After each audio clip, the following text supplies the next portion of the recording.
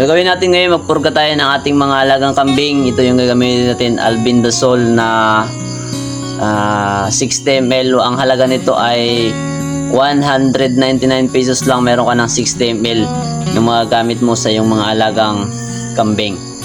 Ang dosis ito ay 1 ml per 20 kg. Kung gusto mo bumili nito ay i-click mo lang yung yellow basket dyan, o sa Facebook naman ilagay ko yung link sa comment section.